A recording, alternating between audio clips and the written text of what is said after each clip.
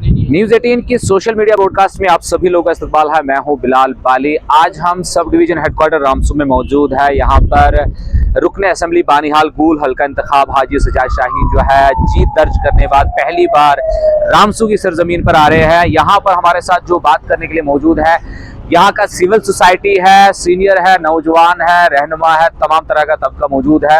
रामसू के मसाइल की अगर हम बात करेंगे तो उन्हीं से जानने की कोशिश करेंगे कि माजी में भी रामसू के साथ जो सियासी तौर पे या डेवलपमेंट के एतबार से जो यहाँ पर भेदभाव का मुजाहिरा किया गया, उसके बदले में जो इस बार एक नई तहरीक ने जन्म दिया था। तो हमारे साथ यहाँ के सीनियर लीडर, नौजवान, सभी तरह के तबका मौजूद है, उन्हीं से हम बात करेंगे।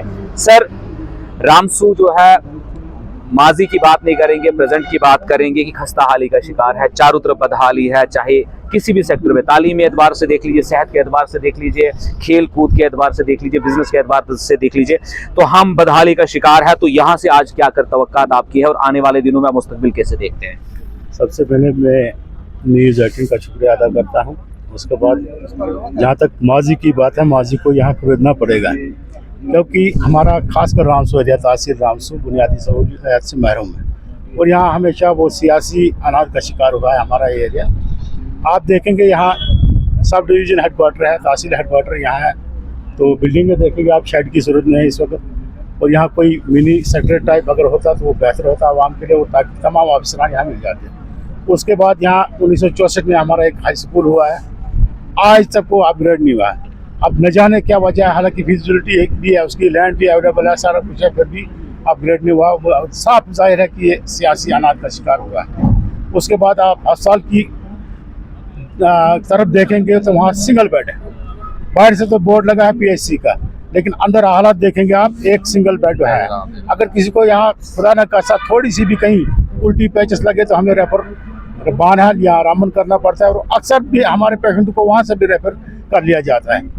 तो आज ये मौका है, अल्हम्दुलिल्लाह यहाँ की आवाम ने एक अच्छा फैसला लिया है आज, और नेशनल कॉन्फ्रेंस को यहाँ से बड़ी एक्सेलेंस से यहाँ वोट किए हैं। और आज यहाँ हाजी सैयद साहब जी, शाहिद साहब जो MLA बने हैं NC के, वो आज यहाँ आ रहे हैं, तशरीफ ला रहे हैं। और आज ये वो सिर्फ शुक्रिया अदा करने के लिए हैं, लेकिन हमारे जो मसाइल हैं हमने सपासनामे की सूरत में वो लिखे हैं। मसाइल यहाँ की जो भी बुनियादी चीज़ें हैं, जहाँ हेल्थ सेक्टर है, एजुकेशन है, आपको बाकी चीज़ें देखें, रोड कनेक्टिविटी देखें, उनके बारे में हमने सपासनामा रखा है।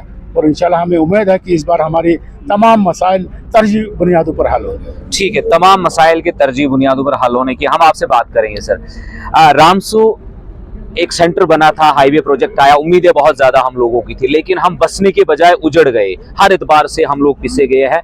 तो कहाँ कमियां रही और अब आपको क्या उम्मीदें वाबस्ता कि आने वाले दिनों में हम अपने हालात जो है किस तरीके से बेहतर कर सकते हैं? आज तक जो रामसू में जो सियासत चलती थी, जो पुराने सियासतदान थे, जो आज तो अब मेरे ख्याल अपने घर में बैठे हैं, जो पुराने सियासतदान थे, उन्होंने इस रामसू को बिल्कुल वीरान कर दिया। रामसू में एक हमारा मसला था हायर सेकेंडरी का, हमारी बच्चियां आई रोड पर दर बदर होती हैं, रात को जाम की वजह से 10-10 बजे तक रात को घर में पहुंचती हैं, उनके माँ बाप सड़कों पर दर बदर रहते हैं उनके इंतजार में। लेकिन हमें आज तक 69 के बाद 10 साल हमारा MLA रहा कांग्रेस में, लेकिन उसने इस तरफ गौर नहीं दिया। क्यों? वो जब भी हम वोट रामसू वाले करते थे, उनको उनके एजेंट आगे बताते थे कि इन्होंने BJP को वोट दिया है, उस वजह से हम बड़े पीछे रह गए। लेकिन आज जब हम सब एक हो गए, हमने NC को वोट देकर NC को कामयाब बनाया है और उस शख्स को दिखाया है कि 2.5 पंचायतों की कितनी पावर है। तो आज हम सजाद साहब से यही वो करते हैं उम्मीद कि शायद हमारा हायर सेकेंडरी भी हो जाए, हमारे जो मसाइल हैं हल हो जाए। एक हमारा जिलनबास है, वो भी हिंदुस्तान का एक छोटा सा गांव है, जिसमें 5 की 6 10-12 घर होंगे, लेकिन उनको आज तक बिजली नहीं है। उनको एक वो सोलर का बल्ब दे दिया है, कभी चार्ज होता है कभी नहीं होता है। रात को अगर वो बाहर निकलते हैं, उनको कहीं रीछ चित्रा वगैरह खा जाता है, लेकिन वहाँ बिजली का कोई सोर्स नहीं है। सिर्फ 10 पोल लगते हैं यहाँ से ऊपर, जो कि उनको बिजली पहुँच जाएगी।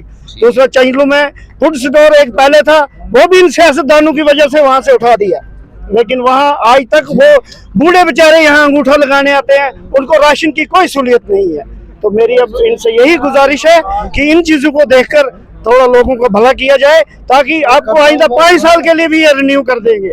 नहीं तो आपकी वैलिडिटी 5 साल के बाद खत्म हो जाएगी अगर आप काम नहीं करो। ठीक है, वक्त 5 साल का बहुत मायने रखता है। आज से पहले हमने 5-5 साल करके बहुत सारे वक्त जो है गंवा दिया है। अब नौजवानों की क्या एस्पिरेशन है, आज यहाँ से रोजगार है, ड्रग्स है, स्पोर्ट्स है, बहुत सारे इश्यूज हमारे सामने हैं। तो आप कैसे देखते हैं कि आने वाले दिनों में उन मसाइल पे बात की जाए ताकि हम अपने मुस्तकबिल को बचा सकें? जो रामसू के अंदर सबसे इम्पोर्टेंट सेक्टर्स है जिन पे काम किया जा सकता है, सबसे पहले तो एजुकेशन आता है एट द टॉप प्रियोरिटी।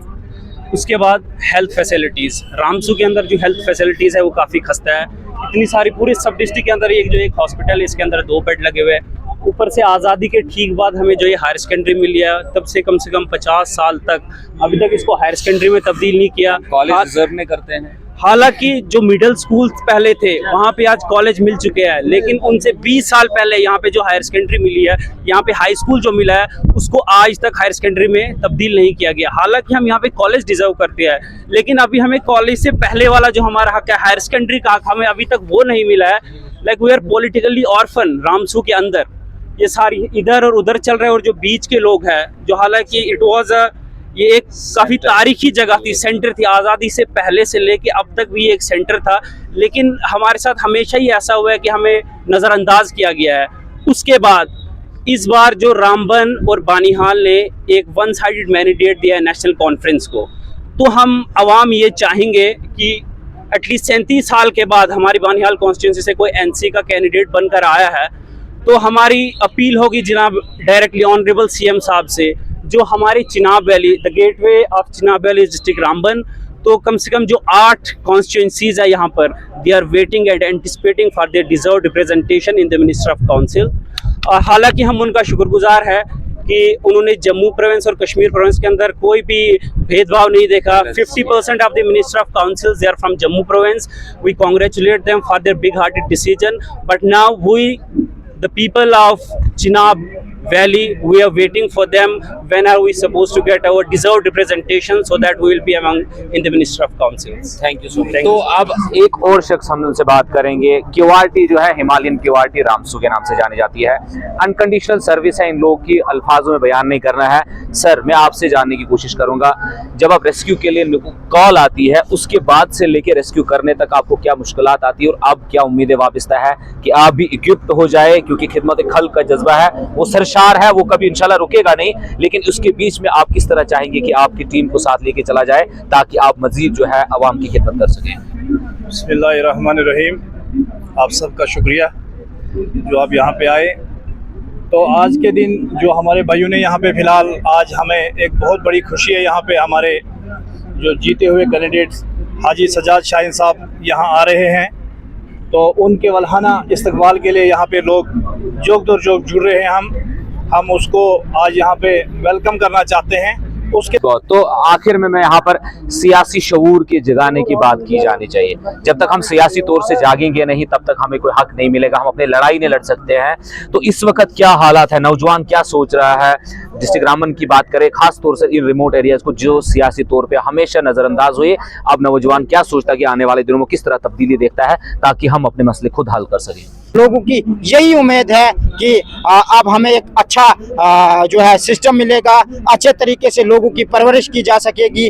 कोई गरीब किसी दफ्तर में जाएगा, उस गरीब की सुनवाई होगी बिना करप्शन के, बिना रिश्वत के, और नौजवान को जो है हक मिलेगा, बुजुर्ग को हक मिलेगा, माँ बहन को हक मिलेगा। यही उम्मीद के साथ हम ये विश्वास करते हैं, उम्मीद जाहिर करते हैं इस गवर्नमेंट से, हमारे ऑनरेबल चीफ मिनिस्टर साहब की क़यादत में जो है इस वक्त सरकार जो चल रही है, और हम मरकजी सरकार से ये गुजारिश करना चाहते हैं कि जो आपने हमसे स्टेटहुड छीना है अनकॉन्स्टिट्यूशनल तरीके से, गैर कानूनी तरीके से, उसको फिल फॉर जो है हमारा स्टेटहुड वापस दिया जाना चाहिए। क्योंकि जम्मू कश्मीर 200 साल पुरानी रियासत थी, एक मुल्क था, आपने इसको यूटी और टूटी में तब्दील किया है। इसको नाकाबिल बर्दाश्त और नाकाबिल कबूल जो है। बहुत शुक्रिया। तो नौजवानों की जज्बात यही है कि जो मौजूदा हुकूमत बनी है वो आवाम की जो तवक्कात पर पूरा उतरे, और सबसे बड़ी बात जो इस वक्त ये कही जा रही है कि जम्मू कश्मीर को रियासत का दर्जा मिलना जो वो लाजमी है, ताकि यहाँ की आवाम जो है वो बेहतर तरीके से अपनी नुमाइंदगी और अपने नुमाइंदों से जो है मसले जो हल करवा सके। और जो 10 सालों के गैप की बात कर रहे हैं कि डेवलपमेंट नहीं हुई, और ख़ास तौर से रामसू की बात करें, यहाँ पर 4 लेन प्रोजेक्ट के आने के बाद जो तबाहकारियाँ हुई है उसको दोबारा से रिबिल्ड करने के लिए एक वाज़ेह जो है लाहे अमल बनाने की अशद ज़रूरत है, ताकि हमारे हालात फिर से बदल सके। न्यूज़ 18 नेटवर्क के लिए रामसू से बिलाल बाली।